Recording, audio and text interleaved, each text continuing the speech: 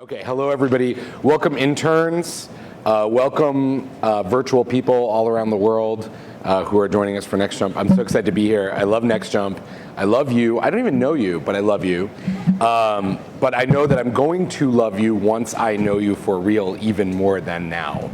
Okay, so that's a big setup. That is a big lead-in to the topic of gamification. And as you probably can guess, since we're going to be talking about gamification and UX today, there are going to be prizes. I'm not going to tell you how you win those prizes, but rest assured you have the chance to win prizes, okay? Because we can't do a talk without prizes. All right, so now I know many of you, especially those of you in the intern community. Oh, I love that. I love the idea that interns are a community. Okay, so those of you in the intern community might relate to this because you probably have played many games in your life until now. You probably grew up playing games at a much earlier age than certainly many of us did, because I'm actually old enough that the first home video game console, the Atari 2600, was like a thing that happened in my life, like a memorable moment, not just like, oh, there were always games there and we always played them at home, right? But this is a sort of semi-rhetorical question for you, but you can put your hands up. How many of you think you could legit land a plane, like an actual plane? Like a real plane, not a virtual plane. Yeah, you think you could do it? Okay. You could kind of do it. Okay, so we have two people here in the room. I don't know in the other places, probably in London, everyone can land a plane because the British education system is very sophisticated. But let's just go with this idea. We got a couple people in the room. So this kid right here, this kid on the screen, his name is Remy. He's 12 years old. And a few years ago, he was plucked off the street as part of an experiment for a TV show called The Aviators. They literally grabbed him off the street and took him to a flight simulator in Montreal, a real flight simulator, like one that pilots actually use to land planes. It's the real deal, not Microsoft Flight Simulator on your computer. And they put him in midair with the 737 behind the flight controls and said, land this plane at Los Angeles International Airport. And about 3 minutes later, he successfully put the plane down on the ground. No prior experience, had never been in a plane before, like never been behind the controls of a plane before, luckily for all of us. He had never played Flight Simulator before. He just sat down and they said, can you figure out how to land this plane based on the inputs that's sitting in front? And they were like, how did you actually manage to do this? And he's like, well, I just thought of this as a kind of video game and intuited what I'm supposed to do based on the controls and the control surfaces that I have played with other apps before. And for me, I have to tell you, this was a pretty big revelation because I grew up in an aviation household. My father worked for an airline for close to 40 years. I spend a lot of time on planes. I'm a huge av nerd, so if you ever want to talk about aviation, I'm always up for talking about it, like go 787. And yet, I can't land a plane. And I would have no idea. Like if there was like a thing where the pilots needed to be replaced by somebody in the, like is there a pilot on board? Like you can't come to me. It doesn't matter how much I know about aviation, like I can't land a plane. And the person who runs this flight simulator, the guy who runs the company was like, yeah, we see this pattern all the time. Parents come in with their kids on open days to run the flight simulator. The adults can never land the plane. The kids just sit down and they're kind of like, I don't know what I'm doing, but they land the plane. And he attributed all that to video games. Now, the characteristic that this kid, Remy, was displaying is called fluid intelligence. And if any of you have ever studied the human brain, intelligence is represented with the letter G. And so fluid intelligence is GF, little f. And fluid intelligence is our ability to reason our way out of new and unusual problems. It's how we use the power of our mind to solve novel problems in real time. It's different from crystallized intelligence, GC, which is the typical thing we think of when we talk about what is an intelligence test, what we study, what we evaluate people for on regular intelligence. And that's our ability to recall things that we already know and use those things again. So they're very different kinds of intelligence. Now, we care a great deal about fluid intelligence for a number of different reasons. And one of them is, the big one, is that all the easy problems in the world have already been solved. They've been solved. There's no more, literally, this is never gonna happen again. Somebody's looking at a moldy piece of bread and going, I wonder if I can discover an entire class of drugs that will save billions of people's lives just by looking at this moldy piece of bread. That will never happen again because all of those basic extant phenomena that we could then turn into a solution to a major problem. That was, by the way, antibiotics, if none of you knew that example. None of those extant phenomena that are just like right there in our vision that we can turn into a solution to major problems exist anymore. We solved all those things. And now our problems have gotten much harder. And any idea that we have, no matter how simple or unerring that problem is, right, that might transform society. Think about some of the startups, for example, that have had the greatest impact on the popular culture, like Uber. It's a simple idea, but requires a tremendous amount of execution to actually bring to market. And it wasn't like sitting right in front of us. So all the easy problems have been solved. We need fluid intelligence to move society to the next level and solve those big problems. The other funny thing, for those of you who think a little bit about this subject, is that fluid intelligence and high-functioning autism and Asperger's syndrome are highly correlated with each other. So one of the most interesting things about high-functioning people on the high-functioning side of the autism spectrum and people with Asperger's is they tend to have higher than normal fluid intelligence. And I've always found this fascinating. I, of course, put Bill Gates up on the screen because he's like famously Aspie and also very high fluid intelligence, and also a pretty good example of a guy who, given this confluence of factors, has had a tremendous positive effect on the world on multiple levels. And so we care a great deal about this capability. Now, at the same time that this is going on, and we've got people like Remy, and probably like many of you who have all these tremendous skills in this next generation, we also have a change in the way that we interact with each other in the world. Now, I use the word crisis to describe it, but you may not. Many of you may be looking at this photo right now and seeing absolutely nothing wrong with it, right? None of you are laughing. Like, so if I do this thing with an entire room full of like 50-year-olds, I promise you, everyone in the room would be like, but like, right? But if you like grow up with this technology around you all the time, you would probably look at this and go, this is a totally normal thing for people out in public, like on their phones the whole time and like not looking at each other.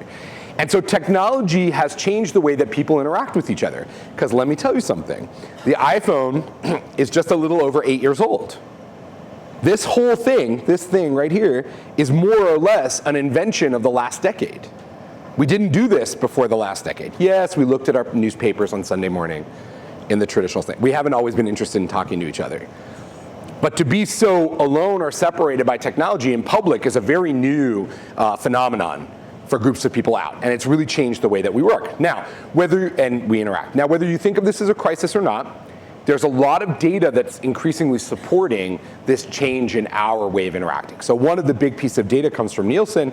In the last month, 80% of Americans have used a second or third screen while watching television. That number seem low to you? Because it seems low to me. I can't remember the last time I watched television without another screen open. And even if I'm not deliberately sitting there with the screen open while it's all happening, right? If a notification comes in while TV's playing, I'm totally picking up my phone and looking at it, right? Now, what percentage of people do you think do that in the movies, where this is less acceptable? Have any of you been to a movie in the last year where someone didn't pull out their phone at one time or another? I'm not saying you did it, but it happened, right? Very unacceptable behavior, right? But increasingly less unacceptable, because this technology is transforming that. And we'll take it to the most extreme, the theater, the live theater, where you really are not supposed to take your phone out ever, right, during the performance. I'll tell you, I've done a bunch of work. We're bringing a new musical is coming to Broadway called Allegiance, which is the story of the internment of Japanese Americans in World War II that George Takei and Lea Salonga are in. And so I've been designing the gamification layer for this very important musical that's coming to Broadway. And one thing that comes up in the research about the live theater, that young people, I'm not saying it's you, but young people often are not interested in going to the theater because they are not allowed to multitask. And if the show sucks, you can't get out of it.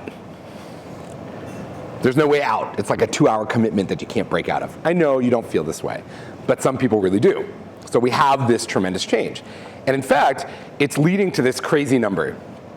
Today, the average American, not you, but the average American will spend 1 hour and 15 minutes doing this in their phone, 1 hour and 15 minutes of the day, looking down.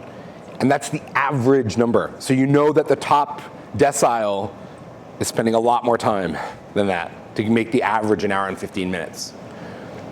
And also, probably more shocking and more important to those of you who are concerned with the design and development of user interactions and interfaces with computing, the profound effect that mobile technology, particularly this kind of mobile technology, has had on human attention span, let me tell you, Microsoft research from a month ago, looking at the attention span of people, and the average attention span of the average person is now lower than a goldfish's.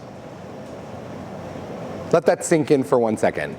In 2000, when they did the research last time, the average attention span of the average person was 12 seconds. Today it is 8 seconds. A goldfish's is 9 seconds. So think about this. If you're tasked with the responsibility of designing systems that must get and keep people's attention, so they're coming to your website, they're coming to the app that you're building, they have to interact with it. How much time do you have to prove that your thing is worth using to someone before they don't want to use it? You got a very short period of time to establish value, number one. And number two, no matter how cool your thing is, how hard is it to keep them focused on that thing for a reasonable period of time? When we design systems, we often think about getting people to do multi-step actions in process that might take minutes or hours to complete, like signing up for a form, signing up for a site. If the average person's attention span has gone down to 8 seconds, wow, how are we going to get people to do anything? Because they're constantly going to be going like this. And now, many of you may look at that and say, this is an academic problem. That's funny, Gabe, haha, but it's not really a thing. And what are the implications of this on business? And one of my favorite examples of this comes from the automotive business. Not that long ago, one of the world's largest automakers came to me and was like, Gabe, we have a problem. And I'm like, cool, I love problems. What's your problem? And they said, well, for the first time in the history of the automobile in the United States, interest in driving is on the decline among young people. Some of you are nodding, and you're like, of course. So let it sink in for 1 second. Since the beginning of the introduction of the car, interest in driving, I guess from your perspective, the line would look like this, right? Is that right? Always looked like this or flat, and then sometime in the last 10 years, it started to go like this, and the automakers are freaking the fuck out. They are losing their shit, because if young kids don't want to drive cars, who will buy those $50,000 machines? They are expensive pieces of metal that employ a ton of people and run all these factories, and there's a whole ecosystem built around them and all these supporting companies that support them. Every car that doesn't get purchased results in significant downstream costs or lost revenue to the economy. There are humongous ripple effects. And they said, we are freaking out because interest in driving is on the decline, and that is a leading indicator of a decline in sales in cars. And so I said, okay, well, what's this about? And they said, well, millennial generation doesn't want to drive because they don't want to damage the environment, right? Cars are bad for the environment, so if there's alternatives, let's take them. Cool. Second thing, they said sharing economy. What a waste of money, a car. There's Uber. So why buy a car, right? We can share cars. Sharing is great. Cool. And they were like, but our research actually shows that the single biggest effect that we've seen, the most dramatic curb on the interest in cars, is that people understand that they are not supposed to text and drive, and so they're choosing not to drive. And that increasingly American teenagers, not accusing any of you of being in this category, but increasingly American teenagers will, rather than get behind the wheel, understanding the risks of doing that, will simply ask other people to drive them around. And that effect seems like a small thing to say, Mom, will you drive me?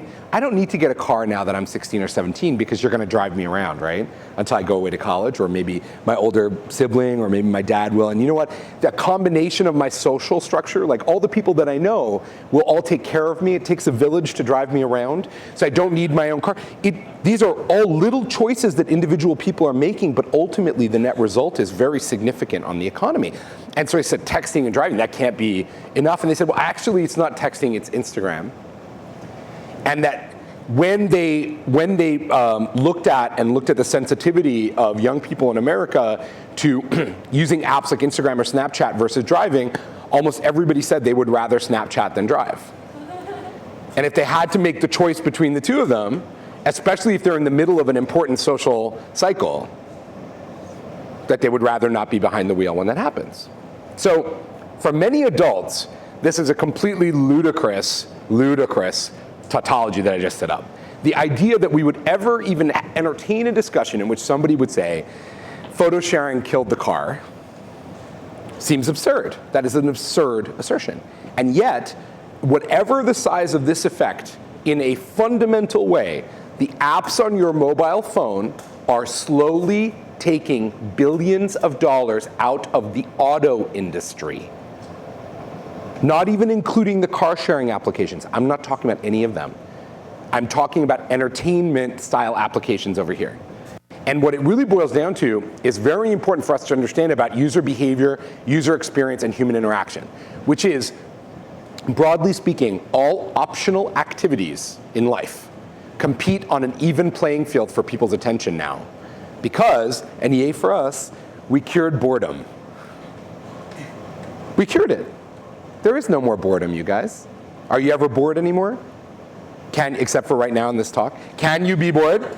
No. I'm being serious. I'm being serious. You understand that, like, you know this. If your brain slows down even for 1 second because you don't have something active to do, what do? Pull that phone out. While you're waiting for an elevator, pull that phone out.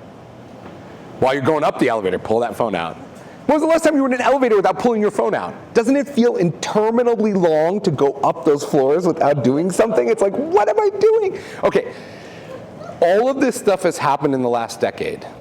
And all of this stuff, all of it, is the power of games. It feels like I keep saying mobile applications, but you know what? It turns out those applications, the ones that are best at getting and keeping our attention, at distracting us from doing other stuff, they may not be games all the time, but they're certainly game-like. And they've taken a bunch of lessons out of games to figure out how to do that to you, the thing that they're doing. It's games that are doing that, but it's also games that are making this generation of kids like the Remys and like many of you, it's games that have helped you be smarter, faster, more technically literate, and more sociable than any generation in the past. Whether you are a game player or not, games and game-like interactions have transformed your environment. And even if you are explicitly not into those interactions, your peers and your colleagues have been, and they have pushed you forward because they have been this way. So even as you tried to resist that wave, you've been in a competitive environment with others who've grown up on a steady diet of fast-moving, quick interaction, quick response, quick thinking.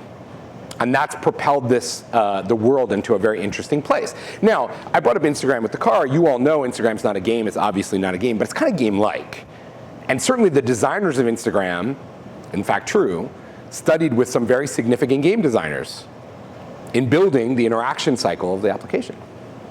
Or one of my other favorite examples, since we're in one of those companies that people care a lot about fitness, and we're in a gym, Nike Plus. And so we all know Nike Plus is not a game. It's clearly not a game. But if you've ever used it, or you've used a Fitbit, or even an Apple Watch, for example, you've been interacting with a very game-like experience. Not a game-like somehow, yeah? Many of the things we come to associate with games, badges, points, leaderboards, personal challenges, huh? And in the meantime, let me tell you how significant this is. Today in the US, about 6 million people will run with a Nike Plus, 6 million. There's only 15 million runners in the United States. This is a very significant market share grab on the part of Nike. And let's all be honest, Nike is not a hardcore runner brand. No, like, you don't see a ton of like serious runners running in Nikes. But they run with Nike Plus. So what's happened is the company has transformed its entire message to its customer base. From what used to be like, if you buy our products, you will be cool like Michael Jordan, okay? To, we will actually help you jump higher, literally, by tracking your performance and giving you feedback and encouraging you and pushing you on and connecting your social graph and telling you how to do better.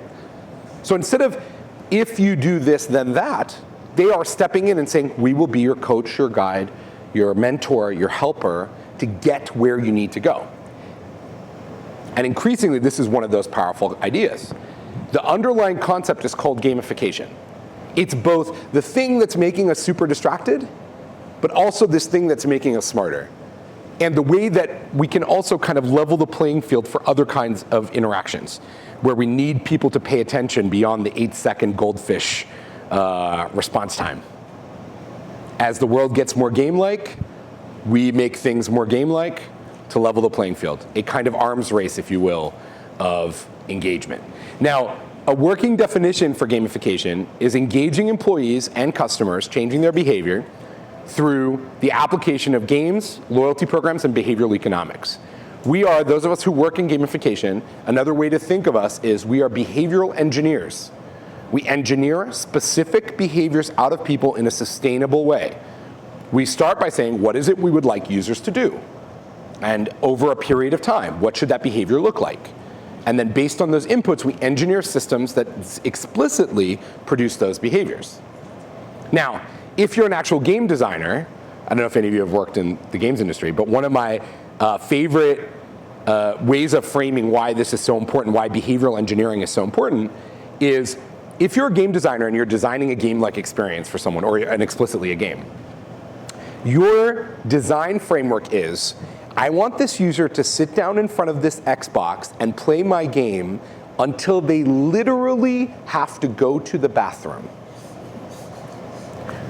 But wait, that's funny, but let that sink in for 1 second. What the user design brief is in that industry. The brief is, I want the person to become so engaged with this experience that they lose track of all other things in the world, and they do this thing to the exclusion of everything else that's important, including bodily functions. They're literally trying to eat your lunch, no matter what it is that you do. That is explicitly their goal. And from the second you sit down in front of any commercially produced game, the game designer's explicit design objective is to push out every other interaction, every other stimulus, to make you forget that the rest of the world exists and play that game as far and as long as you can, until you're bored of it. And the goal is to make that boredom point pretty far into the future, and then at some point get you to buy another game, okay? Now, I joked about making you get up to go to the bathroom, but in fact, we've got lots of case studies, weird case studies, of people who don't get up to go to the bathroom, people who play World of Warcraft with dice on. One of the biggest issues in casinos is people going to the bathroom in front of the slot machines. It's actually true. It's true. Like, one of the biggest damage budgets in a casino is fixing the bathroom problems in front of slot machines, okay? And so, anyway, ha ha ha, people are pissing on slot machines. It's not a nice thing, but it highlights how that industry treats engagement in a different way. You're sitting there thinking about how can I just get a person to finish this registration process? That would be so great if we could just get them to finish this registration process, just get them to like check out on the store. That would be so awesome. And the gamer, the game designer, who by the way is on the same device, their applications are on the same device that people are doing your thing on, and they have access to the notification center, and they're pushing things at the person while they are checking out on your store. That game designer is going, when this person clicks on this notification, I got them. And I'm going to have them for hours. Hours, not minutes, not seconds, hours. This is a very serious difference in philosophy and thinking. So canonically, we can use gamification, and to wit, I described myself as a behavioral engineer a little while ago as a gamification designer, but you can learn the principles, basic principles of gamification and bring behavioral engineering into what you do, even if it's just in the scope of the things that you're building. Huh?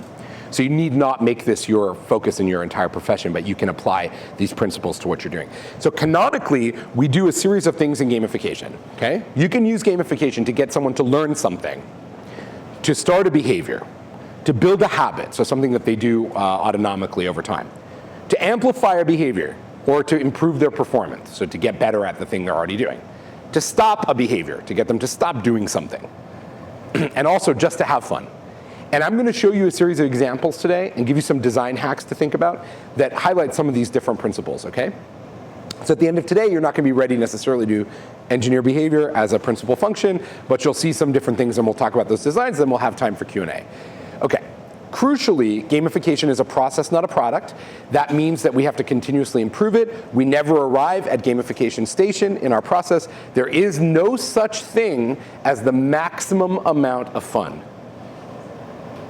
There is no such thing. You have never experienced it in your life, hopefully, because otherwise it'd be pretty sad. I can tell you that I haven't. Things can always get more fun, and things can always be more engaging than they are.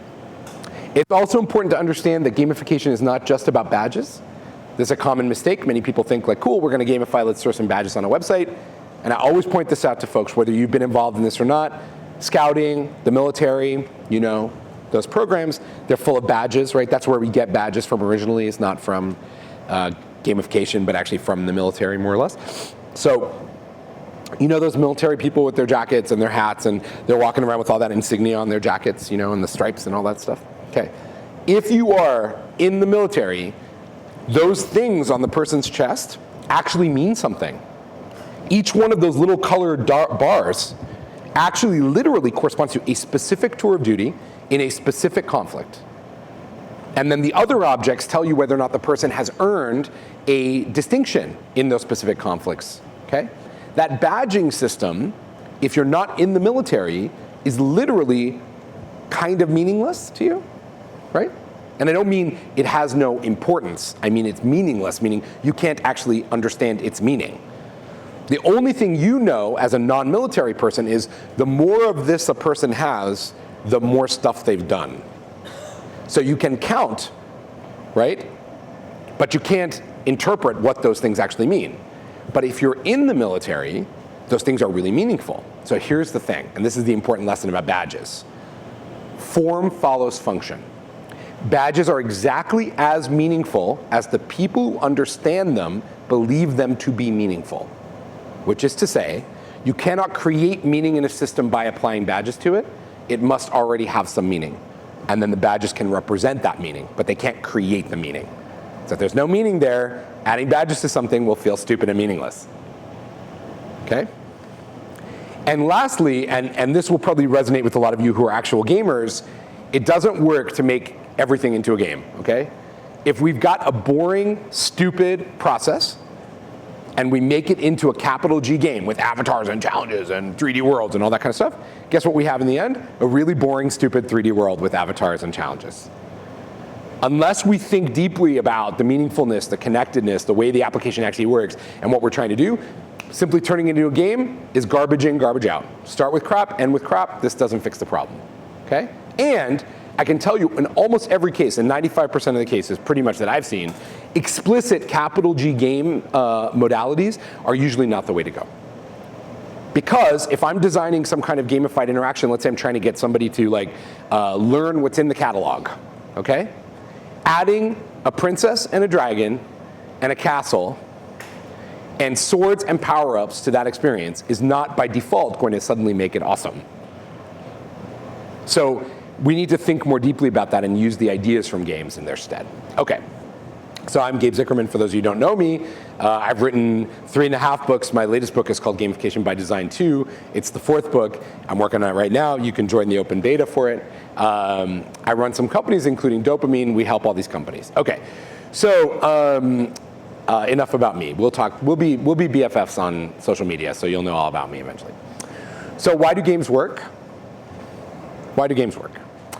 At their core, there is a neurobiological process called intrinsic reinforcement, which drives gaming interest. And here's how intrinsic reinforcement works, okay? Anytime you challenge yourself to something, anything at all, it doesn't matter if it's a big thing or a small thing, and you achieve that thing, your brain secretes a little bit of this magical neurotransmitter called dopamine, okay? So, challenge, achievement, pleasure, because dopamine feels real good. So, challenge, achievement, and once you do that, once you get that little jolt of dopamine, the next thing that your brain wants to do right after that is it says, I'd like more, because that felt good.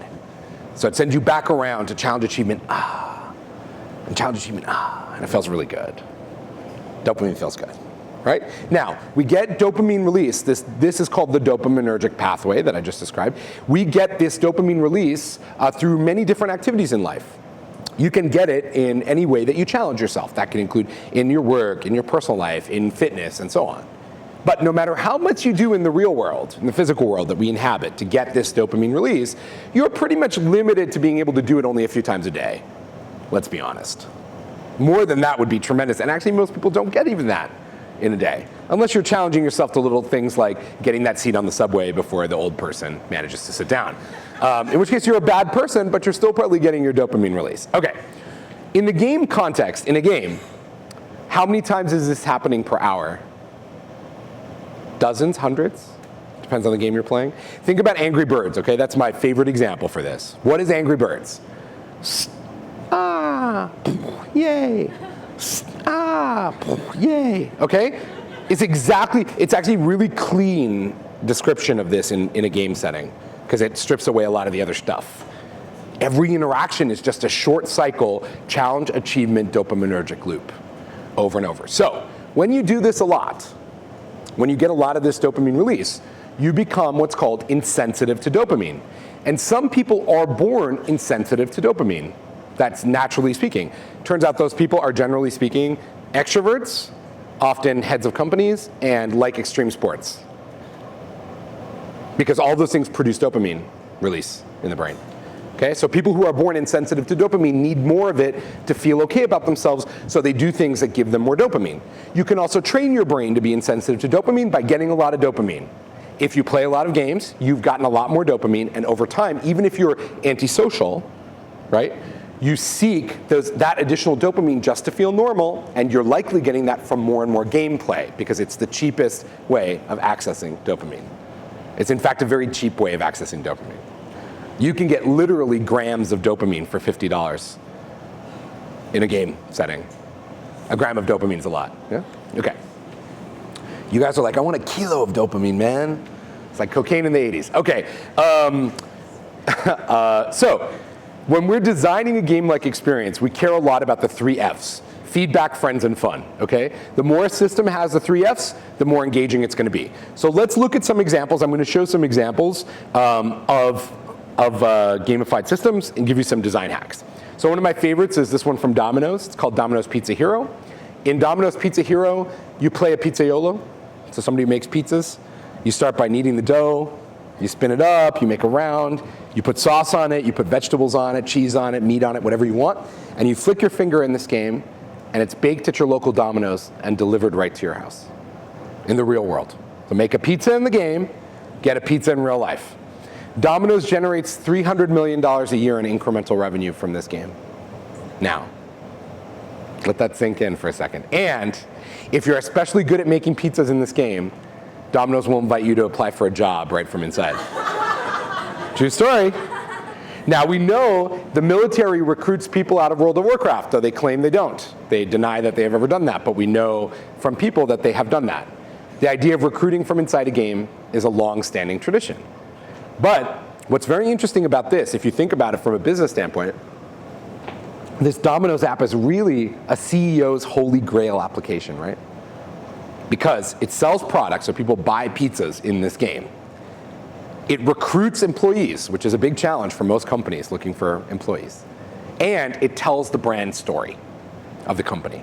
It's really unique in that regard. In fact, Uber just launched, I think today, a driving game with a similar idea behind it, okay? You will see this more and more and more. Learn about our product, buy our product, apply for a job, all in one experience. Because we can train you and we can find you in the context of this game. For a millennial audience, for a game audience, this is an especially powerful way of doing things. Another prism that I thought was kind of interesting comes from Tabasco. You guys know the hot sauce company? Yes? So Tabasco wanted to make a loyalty program to get people to buy more hot sauce.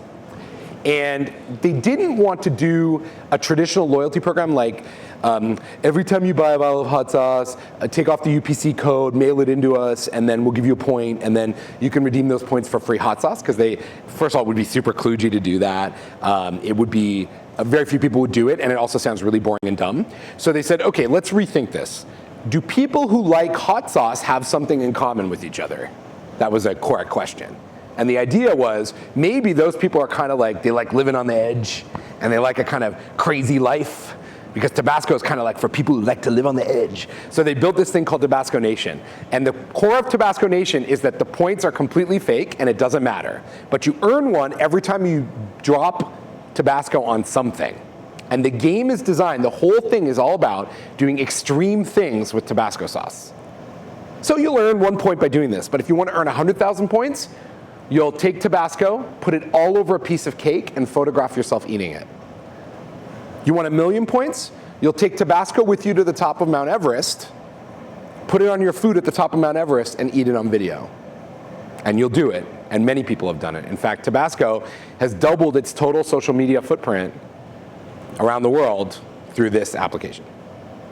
Totally fake, right?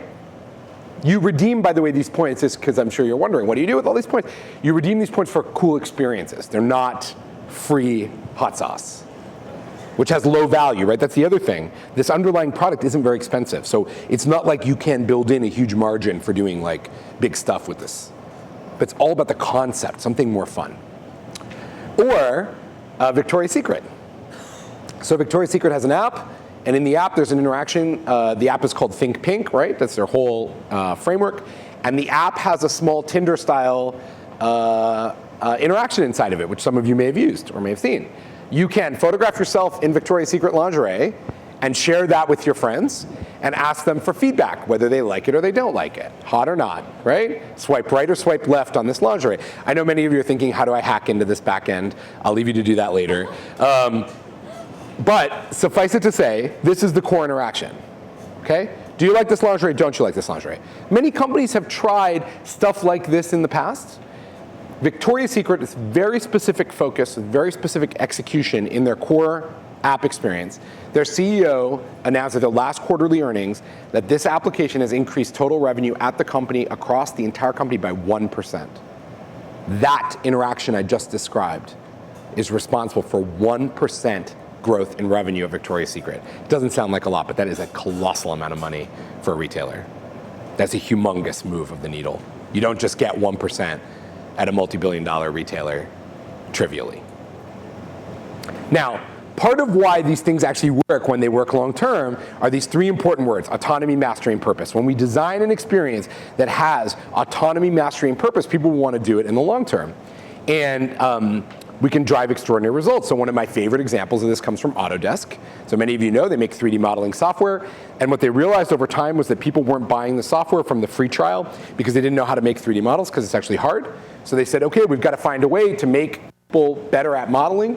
So they built a kind of Where in the World is Carmen Sandiego style game where you download the app and you start building 3D models, and each time you get through a step, you unlock a clue in this puzzle, in this thing where you're trying to find the clues and the answers to something, and there's no prize at the end, it's just for your own edification. They increased the total amount of time that people try their software by 40% and increased the revenue by 17% from this action. At the core was this idea that they have to actively teach people how to use their products. They can't just expect a tutorial to work because their product is complicated. So you can imagine when you're thinking about designing B2B interactions, that may not be as appropriate for B2C or business to professional consumers, so prosumer, how important this kind of detailed training may be to driving behavior. Or this guy, who you might know, who's in the room, is it awkward seeing yourself in big picture? I mean, you look so good in real life and here. You don't age, you've never aged. So I often talk about this company when I talk about achievement in gamification, using the concepts of gamification to get people more fit and more active. And for those of you who've just come here now to start, you've seen some of it, you've heard about it in your orientation, you'll see more of it, but it's a tremendous environment. I don't need to tell you because you're into it and they're into you. And those of you who work here, I don't need to tell you that, right? You see it all over. But the idea that you can get people to, without forcing them to go to the gym in a company, because I'll tell you, before your case study, we've seen many companies that have done force factor health programs. You cannot join this company unless X, Y, and Z are true. Your BMI is below this number. You don't smoke. You eat healthy. You are Christian, whatever the things are that are required. Okay, whatever the things are that are required. Many companies have used those ideas to force groups of people to be a particular way and use that as a way of beating them over the head to get them to do stuff. And in this environment where, admittedly, there's a lot of peer reinforcement and support from your peers to do that, which may also feel to some of you who, if you're mortally opposed to being healthier, you might take umbrage to the idea of what's happening here. But a lot of this is about positive feedback, the creation of teams that are meaningful and that work, and the positive support of people around you, and the ability to see your progress over time. The feedback, friends, and fun modality that we've talked about, which is like core to the experience of doing that here. That's why it's always such a good example. Or another one of my favorites which is Duolingo, that some of you might know. So Duolingo is a way of learning a language online, designed by a guy named Louis Van Ahn, really brilliant professor. And in the year and a half that Duolingo has been live, 250 million people have learned a new language on Duolingo. Let that sink in for a second. That is more than Rosetta Stone in its entire corporate history. Like 40 years or whatever they've been at it. And Berlitz put together. And the secret, the core secret behind Duolingo is that it's a fun social interaction where you and another person are working together to learn a new language, and in the process you're translating the internet. But along the way it's kind of fun and social. And you should check it out even if you're not interested in learning a new language. Now, one of the design frameworks for understanding gamification is about fun, and games is about fun. And remember I said feedback, friends, and fun.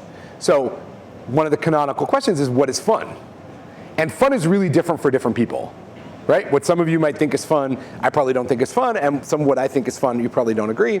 So there's been a bunch of work in what is fun and what's it actually about. And one of the most interesting pieces comes from this woman named Nicole Lazzaro. She's a very well-known game designer, and she developed this concept called the 4 keys to fun. And her 4 keys are hard, easy, serious, and social fun. And you can distribute this slide deck if you want afterwards, so you guys can read this. You can also read up on the 4 keys on your own. But the point is that any experience can have all these different kinds of fun in it.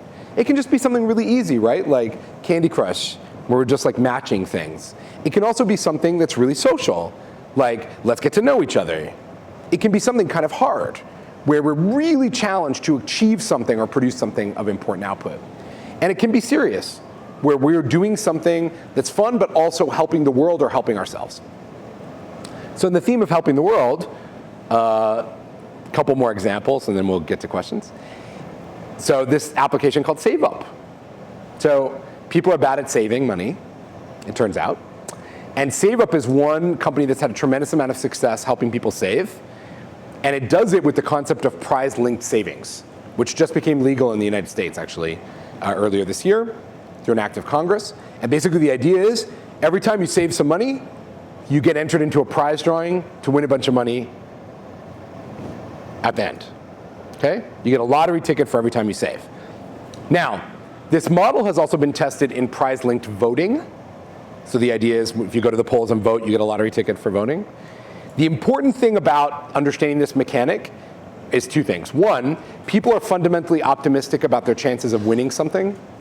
So they misunderstand the odds of actually winning a lottery. That's why the lottery is successful, because it's really a waste of money in an odds-based way. So people overestimate their odds of winning.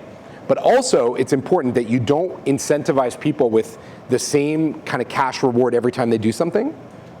So instead of every time you put money away, they gave you 10 cents, right?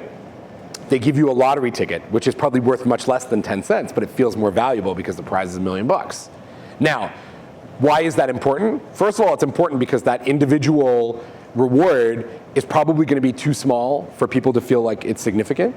Like if I gave you 10 cents every time, you wouldn't think that that was important or meaningful. And frankly, if I just describe compound interest to you, is that enough to get you to put money away? As general, for most people, it's not, right? And that's the kind of small amounts that we're talking about. So one of my other favorite examples is from healthcare. So the single biggest cause of avoidable injury to patients in hospitals is incorrect hand washing. It costs the United States economy $60 billion a year. Hand washing. Hand washing costs $60 billion a year. I'm not talking about you and me and the spread of germs and flu in the office. I'm talking about doctors and nurses not washing their hands in the hospital correctly. It's hard actually to wash your hands properly as a medical professional, yeah? Have you ever tried it? It's a thing. And you have to like do it and it takes 10 seconds and you've really got to focus and you have to do all this stuff. You've seen it on TV shows, right? You've seen it? Okay. And once you do it, you have to stay completely sterile and not touch anything except for the gloves that you then have to put on. You've got to do them a particular way. And then you actually need to keep that sterile until you go into the operating room and do whatever it is that you're doing, or the exam, or whatever you're up to. So in this significant environment, only 30% of doctors and nurses wash their hands properly. So it's hard, what I just laid out. It's actually really hard. Not because they don't want to. They want to, they don't want to kill people, No one's looking to give people massive infections when they come to that bring them back to the hospital. They want to be healthy. They just can't be bothered. They're doing all this stuff. They got to do 12 surgeries a day. It's really hard to remember to do all that stuff. I just had a really small procedure done at the hospital where I literally saw, as before they put me out, actually saw them not wash their hands. I saw them break this chain of sanitation. I watched it with my own eyes. They like, I saw it, and I was like, what are you doing? No, I didn't freak out. I was just like, So, okay, so in this environment, because I'm Canadian, okay, so in this environment, these companies have stepped in to use gamification to change that behavior, and how most of it works is basically like, there's 2 companies doing these trials right here in New York right now on it, and one of them, which is super cool, is a Kinect, like a Xbox Kinect-based solution. So effectively, this camera is pointed at the washing station, and you wear an RFID tag. So when you step into the camera, it knows which person you are, and it watches the mechanism of you under the sink, counts it down, gives you some feedback, 10, 9, 8, no, seriously, this is really important, 7, like right, bah. And then in the break room, there's a leaderboard of performance showing how accurately everybody in the hospital is washing their hands. Now, before they tried this implementation, everybody was really nervous because doctors and nurses have a tremendous amount of autonomy, and it feels like they would have their autonomy robbed by this experience, right? Because that's one of the risks of gamifying people with a lot of autonomy.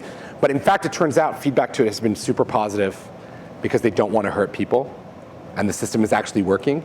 So there was like some tension at the beginning, and so one of the things, if you are thinking about doing stuff like that with high autonomy people, you must be aware that those people may reject initially or may push back on the idea of being closely monitored. But if you tie it to something with a higher sense of purpose and importance, right, then you can help people do that. And I also want to just briefly, because I think this is important to some of you, when you're thinking about some of the biggest issues in the world, one of the things that gamification can help us with a lot is what I feel like one of the greatest mistakes that people wanting to make a positive change in the world make, which is they try to alert everybody to the danger that faces us all together, like in global warming. You guys, the world is warming, the ice shelves are melting, we are all going to die. It's terrible. And they scream and yell at how bad things are and how bad they're going to be.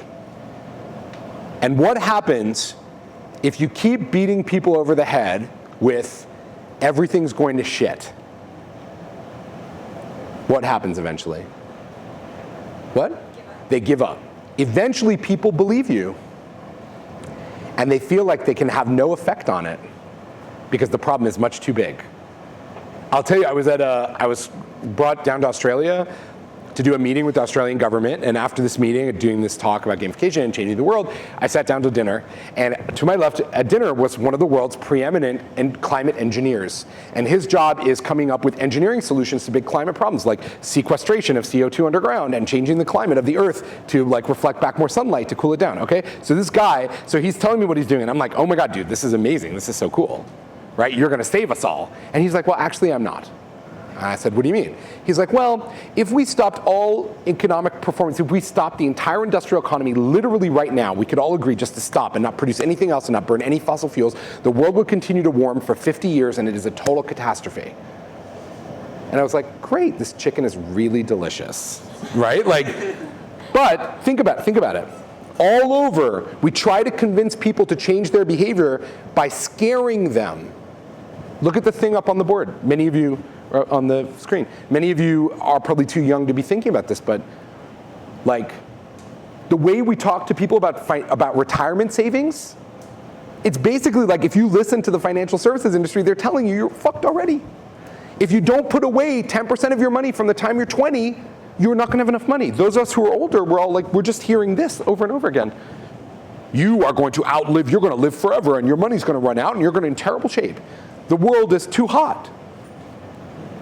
So one of the things that we need to do, and one of the things that gamification can do, is help us take a step back from that. Because physical fitness is the same thing, right? Like, why do people still smoke?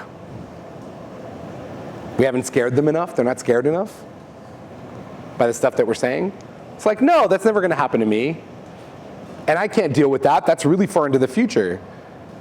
So one of the things that we have to do is we have to make the present more engaging and more fun to get people to do the right thing. We need to make the things you do now, the short-term sacrifices, more fun and engaging, so that in the long term, you won't have to focus on these interminable outcomes in the future.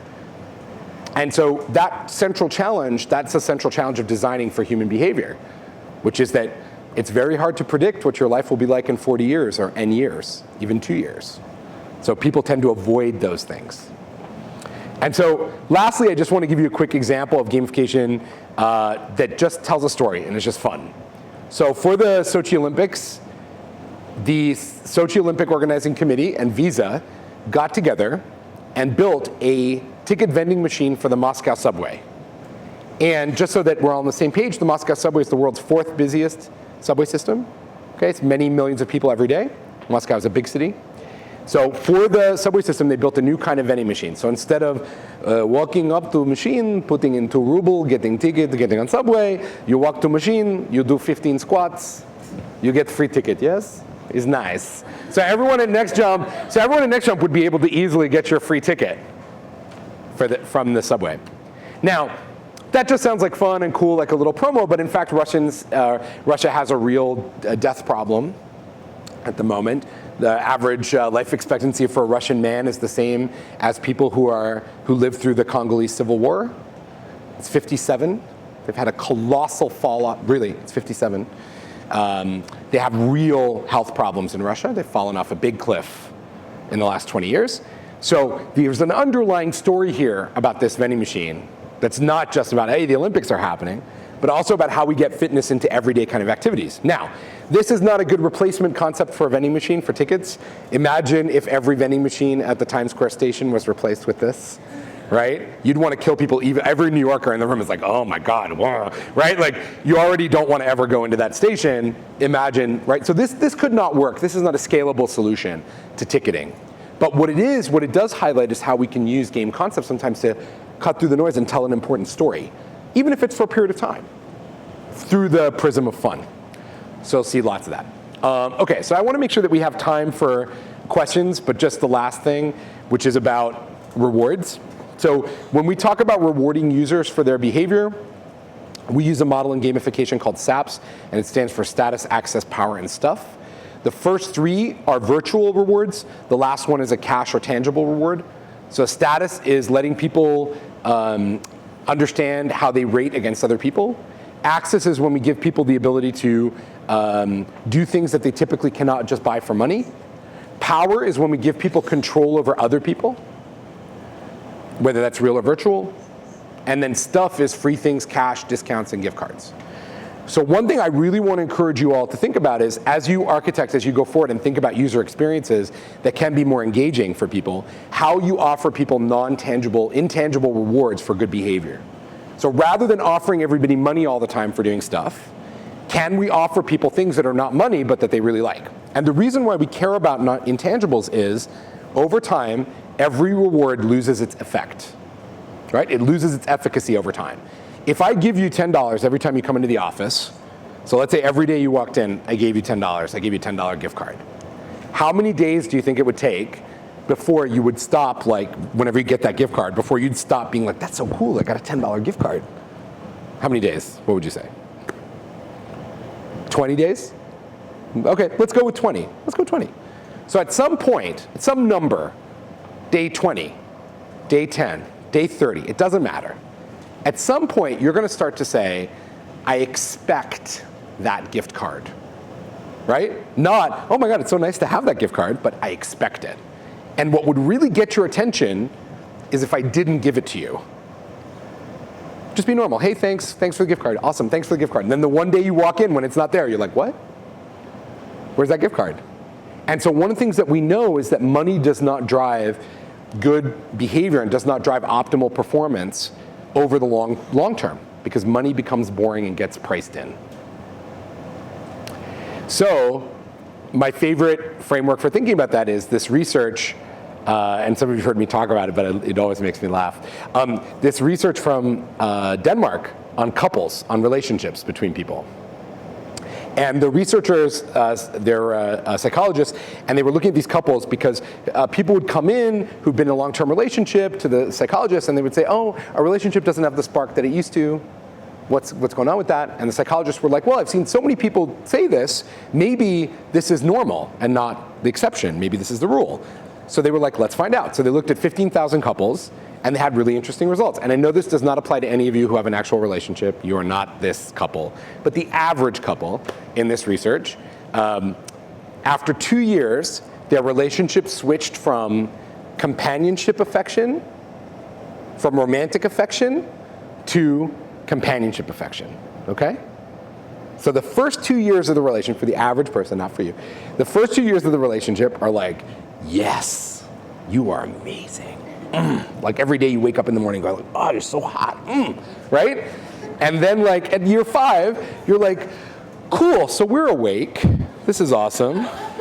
Okay. It's not bad, just a change. So researchers were just like, this is just how it is.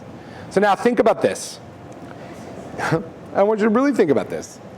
If sex with the person, the hottest person you can get to reliably sleep with you without paying them, has an approximate 2-year lifespan for most people, how hard do you need to work to make the systems you build, the products you design, the applications you engineer, the companies you eventually build, the jobs, interesting for more than 2 years? Why is it that the average tenure for an American in their job is now 2 years? Something about 2 years, apparently, is a thing. Here's the thing. Everything gets boring. Everything gets boring after a while. It doesn't matter how good it was at the beginning. The same thing, day in and day out, over and over again, gets boring. It needs to change. So you are going to need to provide an increasing amount of reward and different kinds of rewards to your users for good behavior over time. If you use status, access, and power, you can scale those rewards up pretty cheaply because they're virtual to begin with. If you focus on stuff and free things and cash, the cost of that incremental performance is going to increase linearly. That's why we care so much about virtual rewards. So I'm going to leave you with this thought. A lot of the stuff, and many of you in this room are super young, and we often talk about gamification through the prism of young people. And so people always ask me, but what about old people? Like, yeah, it's cool, gamification for young people, I get it, they love games, but what about like old people? And I'm always like, dudes, let me tell you something.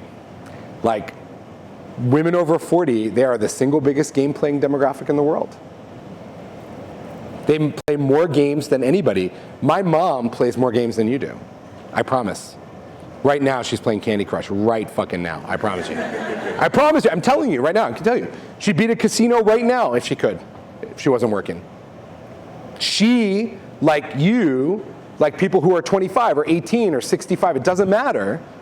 Everybody loves games. The question is, which kind of games do different people like? Not whether you're old or young, whether you like games or not.